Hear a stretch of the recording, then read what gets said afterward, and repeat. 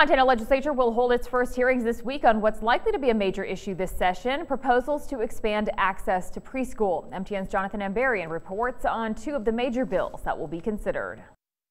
Governor Steve Bullock has made investing in preschool one of his top goals for this year's legislative session. During his State of the State address Thursday, Bullock laid out his proposal: $22 million for public schools to offer preschool, and $8 million to continue the STARS preschool program for Head Start and other private and community programs. House Minority Leader Casey Schreiner, a Democrat from Great Falls, is sponsoring House Bill 225. It includes several of the governor's education initiatives, including allowing school districts that offer preschool programs to get per-student funding for them.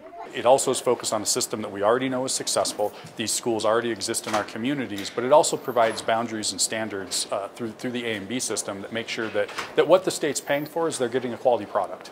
But some Republicans, like Representative Eric Moore of Miles City, are working on an alternative preschool model. He plans to introduce a bill that would establish block grants that could be given to public or private providers. He also wants to see early education handled by a new state department instead of the Department of Public Health and Human Services or Office of Public Instruction.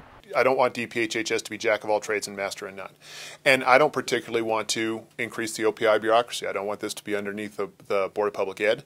Schreiner says he's skeptical about the need for an independent early education authority. We've had a successful Board of Public Ed. There's a system already in place. There's no need to grow government to accomplish the task of giving young people the opportunity for a good education. But Moore says his plan is the one that can win support from majority Republicans in the legislature. If we're going to do preschool, it should be on a school choice, merit-based, money follow the student model, and it doesn't need to be within DPHHS. That's where we're going to start the conversation. If we're going to do preschool at all, I think my model is better, and I think Republicans will like it.